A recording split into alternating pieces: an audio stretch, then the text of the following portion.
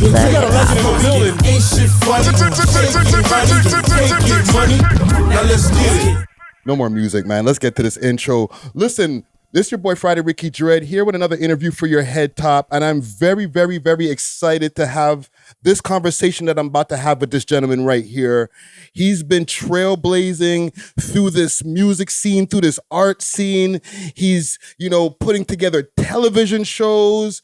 This man is a designer, graphic designer, maker of crazy music videos, you know what I'm saying? Some of the biggest and your favorite music videos that you've ever seen, and the director of the new Robyn Hood series that's available on Global. We don't do the flashy, gutter how we live. You're not in the sheriff's department. Trust that. Masked robbers who rap. Okay, and there's a list of things that I could be spending on this intro, but with no further ado, we have Julian Christian Lutz, aka Director X, in the building. What's up? PKA, professionally known as Director X. You know what I'm saying? Yes, sir. Okay, you know what? Let's get, because you don't have a lot of time, right off top, the Robyn Hood series. Yeah. I want to get into a little bit of some of the stuff about that series. I got to episode 3. You're only episode 3 right now, right? And how you like it? I think it's great, man. I like the acting. I like the character Robyn. The cinematography is amazing. You know what I'm saying? Especially us as Black people, the way that you're treating the color correction in our skin tone and stuff like that. Beautiful. Thank you. Sherwood Gardens. Sherwood Forest. Is that Bleecker? No, it's based on Bleecker, though. It's based on Bleecker. Talk to me about that. You know, the idea that this, what was made to be fancy condominiums turns into public housing. Yeah. And we use that as a driving force behind John Prince wanted to buy it back. It was once his family's property and his father gave it away, so he wants it back. Yeah, like I see like he has something called Bill 121. Is that like a reflection of like the things that are going on in Toronto? Everywhere, everywhere you go, the cities are trying to sell off public land to private corporations and people get rich. This is part of the inspiration. There's a thing called the New Era housing estates in England. Okay. And it's over 10 years ago, but it's the projects and they wanted to sell it and kick everyone out. And the mothers really rallied together to fight against that. Russell Brand even got all involved in that one. The idea that, you're poor, so you got to move. You got to move. Yeah. But why do we have to act? Because you're poor. Move. We want this now. We're going to make money. Go. Yeah. I mean, so to touch on that. Now, I like the series. I've been seeing you online. You've been going back and forth with some of these people who've been, giving their negative reactions to the series. Well, it's the more so as I really reflect. It's more than they don't like it. The moment they heard it was going to happen, Black woman as Robyn Hood, they lost their minds immediately. And then when they heard the release date, they lost their minds. So they walked into it. They were never going to like it. There's never a possibility in the world they're going to like it. They're going to look at it through that prism. And more than just, it's a reaction to the, woke, even though that's not, you know what I'm saying? Yeah. They've taken this, now that the world is, and for whatever reason, they decided they were going to do this through nerd culture, right? That they're going to do all this, independent, strong female lead. And it just got weird because it's unraveled. Because the shame of it all is that nerd culture is where we had strong female leads. Mm-hmm. The Terminator is about a woman that overcomes, and you know what I'm saying? Yeah, Aliens is about a woman. Even Princess Leia, Facts. We have all these things in the culture that's about a female lead that kicks ass. Mm-hmm. And then when this, again, this, I don't know, woke, for lack of a better word, but they came into nerd culture and they're treating us like we were and I say we because I'm, part of this culture, right? Yeah. They're treating us like we're the problem. Like we are the ones that don't treat women. But what are you talking about? You can't point to any of their movies where, you know what I'm saying? The woman kind of runs the show. Yeah. There's all nerd culture stuff. But they came over and started pushing into it, and it started to unravel to the point now that the culture, like the real hardcore nerd fan base, is now reactive to whenever they hear these things. 10 years ago, no one would have cared. Yeah. A Black woman being Robyn. You know what? You can feel it in your gut. 10 years ago, so what? Yeah. Now, we have more people who are more in commentary. Like it's popular to make commentary on anything that's popping or anything that's out, right? You can, there's an economy to that, right? There's this guy right now I've been seeing who does like most of the reactions. Like this one white dude, has like 4 videos right now on the Robyn Hood series. You know who I'm talking about? I don't know. There's a lot of them. I mean, they're all doing it. No, but there's one guy in particular, like I'm talking like he stops the video every single second. And I'm like, okay, there's one thing about, having some feedback on a piece, but it seems like some of these guys are literally just trying to hate on every single part of the They hate on project. every line, every shot, every moment. They think it's like kids in high school picking on a kid, right? Mhm. But they don't expect me to pop up like, oh, what's up? Yeah. Well, talk to me. And they don't want to talk to me. Oh, you're going to call us racist, so we don't want to talk. I mean, and that was one of the guys was like, well, the problem that a woman being Robyn Hood is because they're trying to tear down all the male heroes, all the male heroes. So it's a manhood thing. Well, bro, you go talk about a man or you go talk about his business. At least here in Toronto, in New York, in the places I've been, if you see the guy, he's going to come talk to you. Facts. Yo, what you got something to say to me? Because we're going to have this conversation, and you have to have that conversation. Yeah. You have to have that. If you're man enough to talk that shit, then you have to be man enough to have that conversation. This is true. This has been my life since my teenage years. People be, yo, X, I heard. And then if I had to be, yo, I heard. I've done it, and I've been on both sides of this. Mm-hmm. You know what I'm saying? This is how this works. So for y'all now to be like, oh, well, we don't want to talk, because you might say, bro, this is not, you can't say the problem with my show is I'm tearing down manhood and then not be a man about it. Yeah. When I say, oh, well, all right, let's talk about it. So, like I said, I get it. I see what's going on. And look, there's a bunch of stuff mixed in there. Yeah, there is a little bit of racism. Not from everybody, but I've had enough comments and seen enough. Yeah, there's a little, but I mean, it's like video games. There's always some guy using the N-word online. Like, I get, okay, cool. But you can't not, can I at least get a that's not cool out of y'all? Yeah. Can we get that? You know what I'm saying? Someone say, oh, that's not cool, bro? Yeah. You know what I mean? Like one of the guys took the intro song and put a bunch of black kids looting a store. And then my actual friend was like, why is that racist? Bro, they're saying all black people, you don't see what's wrong with that? So some of them, they just might not see. You know what I mean? But I remember I'm on the plane, I'm traveling, and there's these 2 black girls with me. I go, oh, talking about what's happening. I showed them the video, and I just saw them deflate, bro. I just saw them watch that video and just like feel that. You know what I mean? Like, y'all don't understand what that means. Yeah. You don't understand how that feels for us. You know what I mean? Can we get a that's not cool? If you're not, I'm not asking you to be my ally. I'm not asking you to lead a DEY concession, but can we get a, yeah, that's not really cool, bro. Yeah. Some pushback. That's not cool. Out of all these YouTubers, only one guy. You saw the one with the black wizard with fried chicken and a gold chain? No. Oh, they got an image. They got a picture of a black wizard with holding fried chicken. He has a gold chain. He has a basketball. Wow. And only one of them said, yeah, that's not cool. They laugh. Yeah, it's not cool. All right, can we get it's not cool? You know what I mean? So there's a bunch of stuff mixed in it, but I think the main thing is them expressing their anger at this kind of woke culture takeover of the thing they love. Yeah. Something's starting to change, and it all became, they took the heart and soul out of it for some people to come in and try and change our shit, right? So now anytime they see it, they react. And now they've really reacted. Like, so now the IMDb score has 4,000 votes, 3,900 of them are 1 stars. Wow. So I'm like, yo, y'all rating bombed the thing. No, that's really how people just don't like it. No, bro. Oh, if people don't like it, you have some 5s and you have some 4s and you have some 6s and maybe some, you know what I'm saying? Yeah. They're all 1s. Like, bro, y'all can pretend, but you're talking to a man. Like, I'm a grown ass man. We're from out here, bro. You can't, you know what I'm saying? Yeah. It's clear what that is. You can deny it, but that just makes you're lying to me and you're clearly lying to yourself. Mm-hmm. It's been rating bombed, which is fine. So then step back. Well, what's happening?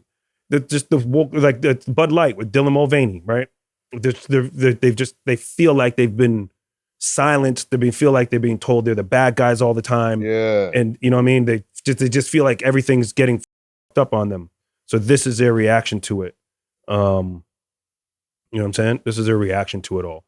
And I'm like, yeah, I see. I see what's going on. But it's a shame that this culture that was really at the forefront of strong female characters has now been beaten down to they're just reactive and hate. And it's sad to see. But as far as like some positive feedback, I'm sure you've seen some positive feedback. Like, come on, fam, we're here in Toronto. This is a series with a lot of Toronto actors and stuff like that. What about the good feedback? Can we get some? Oh yeah. Listen, that community is very reactive, and they love to get up in the comments. Normal people don't really do all that. You know what I mean? Like, they watch something and enjoy it. You know, when the show first came out, there was some really great positive reviews. I'm like, what is going on here? This is to the point I'm like, these are super positive. Wow, all right. And then when I reacted to them, and when I called out the ratio bomb that had happened to the show, that's when they all went nuts. So they love to hate it. Again, that's fine. I'm not that concerned. It's a young adult show. It's made it's like for a 13-year-old. It's like for a 14-year-old, for a 15-year-old. This is, you know what I mean? When we were kids, what that would mean. You know what I'm saying? That's what they're wearing animal masks and color-coordinated outfits to do robberies. Like, you understand? Yeah, it's for kids. It's for kids. It's a young adult show. You know what I'm saying? And it skews young. It's a young kid show. Yeah, bro. Like, do you want me to do real Robyn Hood? Yeah, it can get real gory. Do you want me to do real Robyn Hood? Is that what you're asking for? Yes, but then now you're going to get put behind a R rating. I'm not doing real Robyn. I'm not doing real Robyn. Yeah. I'm not putting that kind of shit out into the world. You know what I'm saying? Yeah. Like, I made a young adult show. I made Hood Power Rangers. Yeah, they want blood and gore, bro. They want the gun, but then they'd have their whole, bro. I get it, and that would actually it'd be dope. I get it. Hood, Robyn Hood, for real. Yeah, but I'm doing Hood Power Rangers. Yeah, that's what that show is. It's the show you should watch when you're in high school. Yeah, it makes no sense that they're wearing animal masks with neon as they do a robbery. It makes absolutely no sense. So what? Yeah, no, I'm glad to get that from you directly, because that's some of the questions that people were asking in some of those reviews and stuff. And it's like, well, listen, the man himself is responding to it now. It's a high school show. Yeah, bro. Like, this is the same group that likes superhero. Yeah, it makes no sense. Listen, let me tell you something about Batman. His cape wouldn't let him glide through the air. And I don't care how great your super suit is you jump off the top of a penthouse and hit, you know what I'm saying? Hit, what is it in the Dark Knight? He lands on top of a car. Yeah. Bro, you're still splattered to the ground. Like, you know what I'm saying? We all take giant leaps of reality when we do these things. You know what I mean? Even at the adult level. Like, remember those Batman movies are supposed to be for grown-ups. Yeah. But we all we're here to have a good time. So again, this wouldn't have mattered 10 years ago. But it is a reflection of how far the divide is everywhere, right? And now these guys feel minimalized and getting empathetic as well. I mean, we grew up where we're always the bad guys in real life, not just in the movies. You know what I'm saying? Yeah. We grew up with that shit where we're the bad guys in real life. Okay. So y'all haven't experienced this. So I'd be empathetic to the idea that now suddenly you're living life and you're like, oh no, white man, you're the bad guy at all time. I can get it. You're like, yeah, bro, we're all there. Yeah. You know what I'm saying? Oh, no, you aren't in. Where are we in this TV show? Bro, we were never in TV shows. I know you're asking, why are you being removed? We were never there. Ain't a person of there is no dark skin in Star Wars at all. And but we still love the movie and we still enjoyed it. That's life. You know what I mean? So there's a lot of that just going on with the show. And like I said, there's no, if we're not looking at it and saying, what's happening here? You know what I mean? Because I'm grown. You know what I mean? So there's a lot of, I'm looking at that in the same way. You know, look, I had a little thing in the streets the other day. Some teenage kid at the edge of homelessness. He's at least in a shelter, not right in his head. Starts talking to me, asking me questions, and starts getting weirdly aggressive. And I'm, you know what I mean? And got close enough to me that if I did something, everyone would say, well, he got it in your face. Yeah. Of course, you had to do that. And what's that doing for me? It feels good to get into a scuffle sometimes. I get it. It feels good to have some adrenaline pump. But and the car like, kid, I need you to calm. Like, bro, you need to be careful out here, bro. Yeah. You know what I mean? You're really going to you got to be careful, bro. Come on now. I mean, I have a conversation with him. Yeah. Right. So I feel that same kind of energy out of these kids. Like, yo, what's up, man? Like, y'all, I get you want to be angry, but you got to chill out, bro. This is not, it's not healthy what's going on here. And what does this say about the larger culture and where we're at with everything? You know what I mean? Because I'm not, like I said, bro, it's It's the show that we should have had when we were 13. Imagine that show when you were 13, 14, 15. Yeah. What that would have meant for you, bro. Be able to see the representation of myself. To see yourself, and you know what I'm Yeah. saying? Like, because normally it's just one of us. The Power Rangers is a bunch of white kids. And the token. And the one black kid. You know what I'm saying? And he does hip hop dancing. Like, you know what I mean? Like, yeah, bro, come on. So making the show, and I remember that's what that show's for. That's the audience of that show. A young high school crowd that isn't gonna, why are there lights on when they're doing the robbery? Because it looks good, bro. They're not even asking those questions. Yeah. They're just watching it. You know what I'm saying? It's mainly the critics. It's there to have fun. This is beyond critics. Like I said, this is more than just a guy saying, I didn't like the villains are too one-dimensional. That's a critic. They got condoms in the cookie jar. Yeah, bro, that's a good message for a kid. When the mother says, I put condoms in the cookie jar, and she goes, I was just hanging out with my boy. She goes, well, so long as you don't catch nothing. Yeah. Because, these kids need to be told there's more than pregnancy. There's a reason. Yeah, dog. Mm-hmm. Yeah, that's the message I'm telling. You're laughing like it's one, you're doing too much because you know that shit's not funny. Mm-hmm. You know what I'm saying? You're doing way too much. You're looking a little corny. It's nitpicky. You're nitpicky. You're looking, bro. If any, you understand, bro. On some real shit, like, bro, you're doing too much. You're looking. You calm down. You're looking. If it's your boy, you'd be like, calm down, bro. You're looking. You're looking a little bit like a hater. You're looking a little goofy right now, bro. Calm down. Yeah. So you just clearly you're hating. You're doing too much. That's fine. But beyond that, bro, that's a solid message for today's youth. Mm-hmm. You know what I'm saying? These kids are riding raw dog all over again. They're it's a new thing again. They're all raw dogging it. Like, bro, someone needs to say, maybe wear a condom. Yeah. Like, so, but that's what I'm dealing with. You're laughing at they're laughing like I just farted in the middle of a presentation. You know what I'm saying? Like they're laughing like it's a legitimately funny thing. But right. It's a lot of juvenile stuff. Well, listen. One thing, you did mention, like, with the interaction that you had with that gentleman, right? How that gentleman might need to calm down and stuff. You're very prominent in the meditation scene. And well, yeah, and then that's another end of this, right? Right. Operation Prefrontal Cortex. Mm-hmm. And I say it even with the people I work with when they have conflict within the organization. Like, we're trying to get kids to, like, let go of. Yeah. You know what I'm saying? Like, that man who killed your friend, let that go. Here's some techniques you can use to calm down. Like, so again, nothing really is that deep for me when it comes to anything outside of this, because we're really doing life and death work, right? So the idea that the parts of your brain that make you violent and aggressive persons, they looked at their brains and they saw that the prefrontal cortex, that's the decision-making part of the brain, is too small. It's smaller than the average person. So small decisions.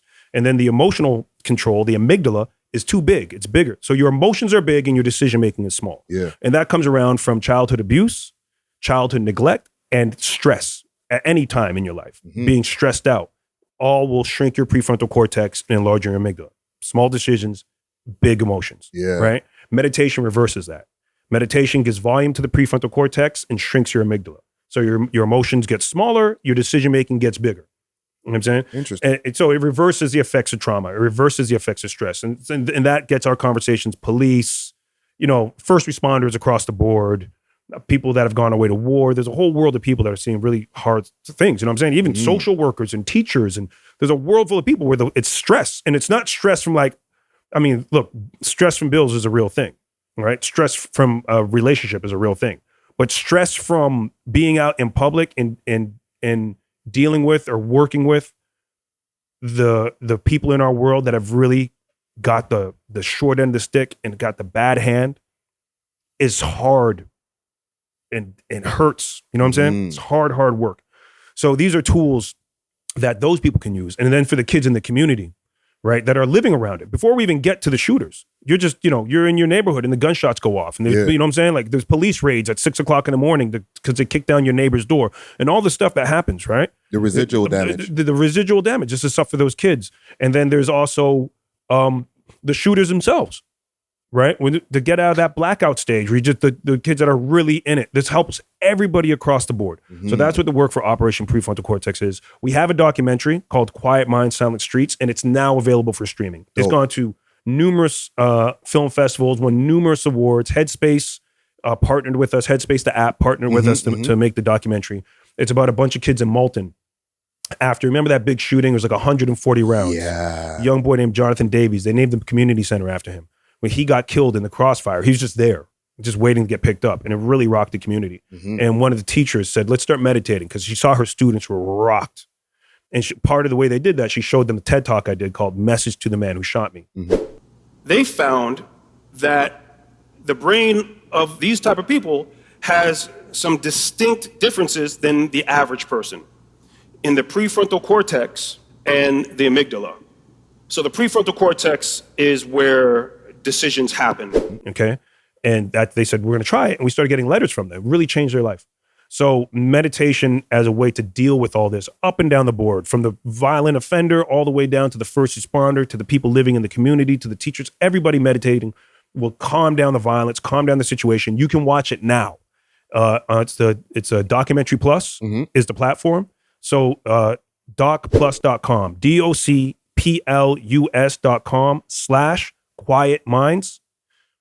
You watch it. It's 17 minutes. It's easy to watch. You can show your kids. You can show your friends.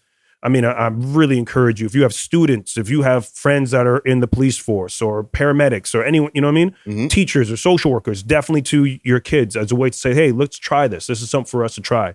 Or anybody that, we should all be meditating. And the way that we all know we should be exercising, we should all be meditating. Yeah. Right? We should all, it's mental exercise. It's the best way to look. It's brain exercise, literal brain exercise. And all the parts that are supposed to get big.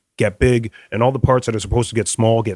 Like I said, it's exercise. You know what I'm saying? So again, Documentary Plus, docplus.com, docplus.com/Quiet Minds. Check it out, share it, put the word out, start your own meditation process. And if you go to our Instagram page, Operation Prefrontal Cortex, we have guided meditations that you could try. Google guided meditation, download an app like Headspace. I mean, it will change your life for the better. It will change your life completely for the better. Oh, that's jewelry right there, man. And I appreciate that, man. And the audience will appreciate that. Can we go back a little bit? Big salute to the sponsors, Diamond Club, with delivery all over the GTA and now all across Canada. They got the best selection of flour, edibles, and pens, and all types of goodies that you need. You can find them on their Instagram page, DiamondClub_Canada, or you can find them on the 7 Days of Weed app, as well as the Leafy Things app. Let them know that you heard about them through the We Love Hip Hop Network, and they may give you a discount. Big salute to Diamond Club. Cheer! You grew up in the suburbs before moving to Toronto. Yeah. What suburb? Brampton. I'm a Brampton boy. Oh, yeah, so you were in Brampton like when it was still like farmland and stuff like that. Yeah, white Brampton. Right. So tell me about that before moving to Toronto.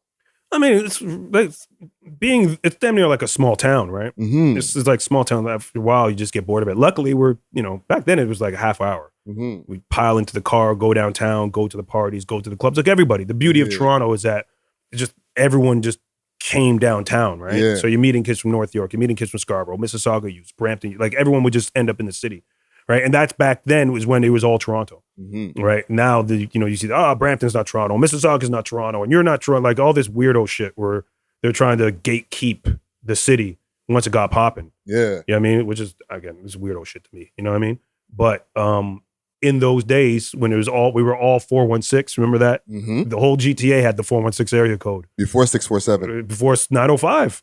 Wow. I'm around before 905. Wow, that's crazy. So, yeah. That's why Pizza is 967 11 11. It was just, you didn't put in the area code when you called people. Yeah. Remember those days? Yeah. So, that's what we are. That's what we're all from. And then around 17, I moved out to Mississauga. My buddy's I'm in a basement apartment with my friends. Going to high. Then I moved downtown. Lived in Parkdale for a semester or for a term, whatever. You know what I'm saying? Yeah. Then I went downtown still some more. You know what I mean? Like St. Jamestown, Cabbagetown area. Still got a place out there, so I'll still pop up, and you know what I mean? You'll still see me walking around out there every now and then. You know what I mean? And there are a lot of people tell you they see me walking around. I used to live right down the road from where you used to be, bro. Yeah. I'm out here. I'm outside, bro. I'm outside. Yeah. And that's the thing. Part of I like living in the city. I like walking around. I lived in New York. I moved to New York in 95. Lived in New York for 20 years. You know what I mean? I'm still between Canada and America. right? So there's just a part of my even my reaction to the Robyn Hood thing that is kind of still rooted in the I call it 4 a.m. downtown, where there ain't no one's going to help you. This is whatever's you know what I'm saying? Whatever's happening right now is what is happening right now. You know what I'm saying? You have to deal with it right now. Yeah. You know what I mean? So it stays with me, that part of it, and it moves into all the things I do. You know what I mean? A good strong foundation for it. No, that's dope. And one thing also, when you were young, you used to draw comic book characters. Yeah, man. You know, when I was a kid, I would draw comic books. Right? I thought I was going to become a comic book artist, and then that grew into graphic design. I thought I was going to be a graphic designer, and then that led me to filmmaking. Were you a Marvel or DC guy? I was more Marvel. Yeah. X-Men, but I collected for the artist. So if the artist changed and I didn't like the art anymore, I'd stop reading them. Okay. Yeah, I wasn't there. I wasn't like, oh, I love the art. So you liked when they started getting more advanced into Spider-Man comics and stuff like that. Well, different styles. Everything got different. You know, I got graphic novels now still where the style's almost painted, like it's all painted. And then there's other ones that it's just a style and the way they drew it. Some of it's cartoony. I just love art. And whichever way it comes to me. But that I collected comics mainly for the art. That's what brought me into it. And also staying on the art, you used to draw flyers, party flyers. I used to draw party flyers. Tell me about how you got into that. Some kid handed me a flyer on the school bus. I go, oh, I could do this. You know what I mean? That's when party flyers were hand drawn. Yeah, I could do that. I want to do that. So I started drawing party flyers, and that's what got me into graphic design. I started drawing party flyers, and then everything by hand, and then I started getting a little more advanced. Draw the picture, scan it into the computer. You know what I mean? I started learning about the whole thing. Yeah, and then moving on to like the hip hop. You know what? You got headphones on. Let me see if I could bring up something quick, fast to bring some of our hip hop together. Let's see. Oh, I got something. This speech is my recital. I think it's very Raising Hell. Yeah, man. It's tricky. Yeah, man. Your older sister gave you, or you. She bought the album. She bought the album. Yeah. And that was your first vinyl afterwards? It was the first hip hop album I had my hands on. You know what I mean? It was a great album. I remember that. That was Tricky. That whole album is amazing. I'm gonna have to download that when I leave here. That was one of my first. Come on, Tricky's crazy, bro. The merger of hip hop and rock. That's another great shame that hip hop and rock did not stay aligned the way it should have stayed aligned, man. Seeing these little moments that could be so much more, and then they don't stay. You know what I'm saying? But what a great moment in music that was. And that started your hip hop journey, right? You were an intern at Much Music for a while? Yeah, I was an intern at Much Music. That's what got me interested in film, television. Oh, maybe I'll do this, Tell me about the relationship with Big C in that time. Well, Big C, Craig Mannix, for the people who don't know. Craig Mannix, foundation hip hop, Toronto hip hop figure. Yeah. I knew Big C out and about, right? We're all around, right? And I'm out there doing poetry and doing party flyers, right? So for a city that didn't have nothing popping, we knew who was doing something. We knew who had some talent. So, I was around. I was on the scene. Craig had a job at Much Music. He was an intern at Much Music. He was a unit assistant. I don't know if you remember him back those days, but we all thought he had money because of that. Yeah. Big man at Much Music. You're rich. You work at Much Music. But he was an intern. But when he left and went to BMG, I knew there was a position there. So I was like, what's up with Big C's job? And it was, and that I got through school, I was able to get in. There was a school program that let me do a semester. That's why I lived. That's what first brought me to Parkdale. Okay. I was doing Much Music. Okay. So during that time, you started getting your feet wet with the video production. You made your first music video on a news camp? Yeah, what I did, I had my friend and I did a poem together about a kid that, it was about the way just a misunderstanding can lead to this violence, right? So this guy heard that this other guy was talking shit about him, so then he starts talking about him, and next the guy, I don't even know who this guy is, but he wants to do it, let's do it. He comes to his school and he ends up getting shot. You know what I'm saying? And we shot a video for that, and I had one of the guys from Much Music, right? Actually Master T's brother. Okay. Yeah, Basil Young. he shot the performance on his E&G camera, on the news camera. Mm-hmm. So it had a little extra look to like, oh, this looks like something. What's this? Yeah, You know what I yeah. mean? So we did that. And I got some help from one of the editors of Much Music. He helped me edit it together, so that way we had dissolves and slow motion, and the lips were moving to the track. Remember back in those days, you could never do any of that with Syncing, syncing. You couldn't do any of that. So, you know, I did that, and that was I had something. I said, hey, look, I directed this, and it opened the doors that led me into New York and Hype Williams and stuff like that. That's dope. That's dope. And even before the Hype Williams stuff and that move, you did the Ghetto Concept Crazy video?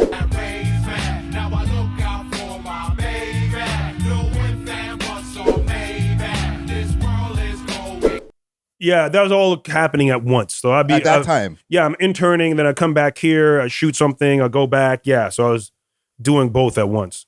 Wow. So during that time, was there any other like Canadian classic videos? Northern Touch, Oh yeah, that was you too. the classic. Yeah. Yeah, bro. How could I forget that? Big moment. That was a big moment for the country, the Canadian national anthem, you know? Yeah. So then moving along, you started getting more opportunities down in the States, right? You know, one of your first videos, I think I was reading or something in an interview, you did a video for Cormega? I did a promo for Cormega. But what I did, so I tell a lot of these kids, when you got something that might not, you know, you have these ideas of things you want to do, you get something, make it something that works for you, make it something that could be beneficial to you. So we had this promo with Cormega. I said, hey, let's shoot like a little music video. And we got a verse and a chorus, and we shot a little something. Mm-hmm. But I had, you know, he had his commercial, I had half of a music video. But I was able to say, look at this, look what I've done. You know what I mean? So there's these little things, yeah. And then from there, you started getting into the record companies and stuff, Def Jam, different places like that. And you shot the music video for Redman. I'll be that. I'll be that. I'll be that. I'll be that. I'll be that. I'll be that, right? And then you started moving on to doing stuff with EPMD. That really started to really help you get your feet, you know, more ingratiated into the whole game, right? Can you talk to us a little bit about that time? I mean, it's just, you know, these early days of hip hop, and music video budgets were really big. So they're even a smaller budget video nowadays would be a big budget video. Like $100K for a small video. Yeah, 75, 50, but I mean, that's now big money, you know what I'm saying? And that's those dollars back then. So it was much more than what it is now. So it was just a very different time, but this was the grind. I was there. This is when, if you wanted to watch music videos, your options were television. Yeah. And if you managed to tape some off of, you know what I mean? You could tape something on your VHS, and those are your choices. It was either going to be on TV or you managed to record it. Yeah. And that's how you watch music videos. You know, now you can do this shit on your phone. You can do it on your computer. You don't even need TVs. You know, part of the big challenge of Robyn Hood, which is on Global 10 p.m. on Wednesdays, is that people don't watch TV. I mean, I'm in hotel rooms. I never turn on the television. The television really is just a bigger screen to hook up my other things to. Yeah. You know what I mean? So there's a big challenge of getting the word out on things. Yeah. People are more watching things on their apps and stuff like that. And you did, when you mentioned Hype Williams, right? But the first time that you guys, you know, you got to work with him, you were a production assistant on a track from Solo, Tell Me Where to Put It. Yeah. Tell me about that. My first job as a PA was that video. 2-day shoot. I remember going home because, you know, we shot through the night so we could use the location. So going home and everyone else was going to work with blisters on my feet. And it just was like, okay, so this is what this is. I see. You know? Yeah, it's just production life, man. Everyone, you got to come in on the ground floor. And during that time, he also gave you a piece of advice, right? That feeling that you suck is the enemy. Yeah. Right? That's the one you got to fight. That's the feeling you got to fight. Yeah. So even with Hype, what are some of the things that you learned that you took when you started going off on your own and started doing more of your own stuff? I mean, there's a real trust of instinct that you learn. You know what I'm saying? Confidence in what you're going to do. Is really that. He's an amazing artist. And just that instinct is so important. Trusting that voice is really important. Yeah, no, that's real talk right there. You know, time starts moving on. You start getting really, really hot with the videos. Like you're starting to pop up everywhere. And you have the Sean Paul video that pops off, right? The Gimme the Light video. But you did a video with Sean Paul. Did you do the video for Money Jane? No, that wasn't me. Okay. But he had a relationship with Toronto from back then. For Cardi and them, yeah. Yeah, so during that time, because at that point you'd already did the Usher videos and stuff like that, and then boom, you start doing the video for Sean Paul. Was it like a full circle moment when it came to working with Sean Paul because he already had the relationship with Toronto? Not as much on a Toronto thing, but on a West Indian island thing, you know? So the fact that I'm doing all this hip hop, I'm doing all this R&B, and the way you, as a music video director, you're like listening to this one record all the time. So to get a break from that, I got back into reggae. I started listening to lots of reggae music, you know? And my team, you know, my manager's Jamaican, and at that time my assistant was Jamaican. Like the team is super West Indian. So everyone it just built, like we made the relationship, because to do the Sean Paul video at that time, they didn't have a lot of money, right? And to work with me, they pulled up the budget as best they could, and they waited a long time to make it go down. Yeah, right. But then the payoff was so great for everybody, right? To bring, because remember, Sean Paul, Gimme the Light brought reggae music back into the mainstream for a good while.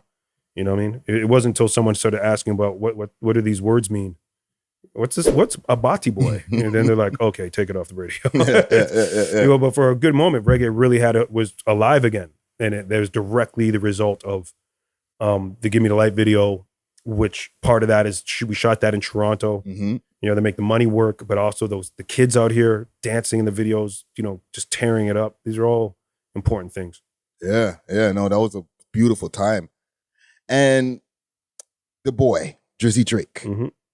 You know, for the people who live under a rock or maybe don't even check credits, you are the creator of the Hotline Bling video, which is one of his biggest songs. But then like the one there, the wedding video, you did that one the other day too. You've done a plethora of videos for Drake.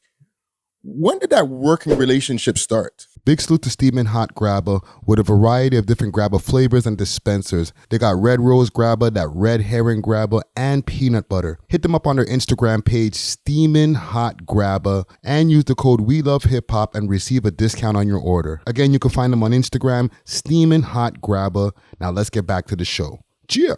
HYFR. We did HYFR. That was the first time we did a video. He called me up and look, he takes it all serious. From the music to every bit of it, he's got his eye on. He's really all the way through. So, you know, he knew when we did HYFR, it's like, we need to do something that means something. We need a concept that's going to make people react. Yeah. So they're, all right, let's do My Bar Mitzvah. And we, you know what I mean? And since then, we've always just been working really hard to make things that react and get attention. And, you know, with you being into graphic design, being a graphic designer, right? You're very adamant about sets, right? What was that set for the Hotline Bling video? Like, where was he? I mean, we just, like I said, I'm a lot of my videos, I've made a lot of big performance video, set-driven music videos. And that was just another one of those ones, just thinking of this color-changing, soft light, just this beautiful aesthetic to set a stage for him to perform in. But what were those blocks? Was that like a... We built them. You built that block set? Yeah, we built all that. That's crazy. Okay. Well, okay, I just have a couple more questions for you here, right? The name changed from Little X to Director X. What prompted that? I mean, how long are you going to be Little X? I'm damn near 50 now, bro. Yeah. You know what I'm saying? In my 30s, I was like, let me switch this up. It's enough of this. I mean, you know what I'm saying? Yeah. About a decade ago, I decided to grow it up a bit. Okay. Biggest accomplishment for you so far?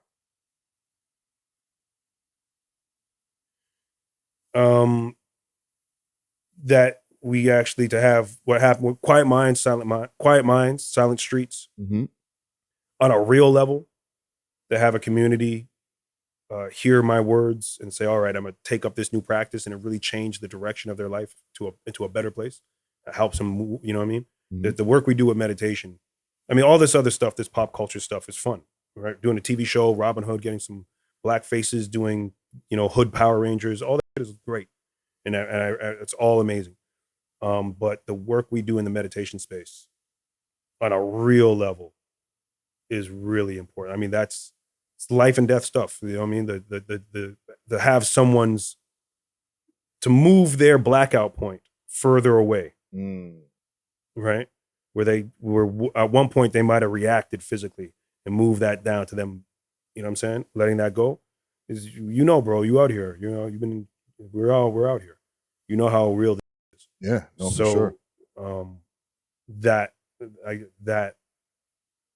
That's the thing. Yeah, no, thank you for that, man. Last question I have for you here. You've accomplished so much in your life, man. You made some of the most legendary pieces of art that we can watch visually, through music videos, through film, through whatever. What's one thing that Director X now would tell a 19-year-old Director X? Meditate. Start meditating. If you don't meditate, everyone listening, watching needs to meditate. Start meditating. It'll change your life for the better immediately. There's a better control of my emotions. That would be, if I could go back in time and give that one message, that would be it. Okay. Yeah, man. Director X in the building. Listen, man, I really, really, really appreciate you having this conversation with me here. I feel that we got to learn a lot about you. There's so much more, that we can go into. We'll probably have to do a part 2 at some point. Yeah, we'll do a part 2 for sure. You know what I'm saying? We'll do it again. And, when you got something coming up, we got to do that again. What do you got coming up next? I mean, there's always work for me. I'm a working director, right? Mm-hmm. But what right now is Robyn Hood, Wednesdays, 10 p.m. on Global. Yes, sir. Tune in, streaming on Stack. Watch it with your kids. You know what I mean? This is good. You can watch it with your 13-year-old. You can even younger. It's a young adult show that has the right kind of messaging you want to get in your kids' heads. You know what I mean? So check that out. All right. Director X in the building. Big salute to the sponsors. I'm going to make sure to plug all the sponsor stuff in afterwards. I'm going to take us out here with another classic video that Director X has put together here. The Hotline Bling. You know what I'm saying? We are off of this. You used to call. We love hip hop.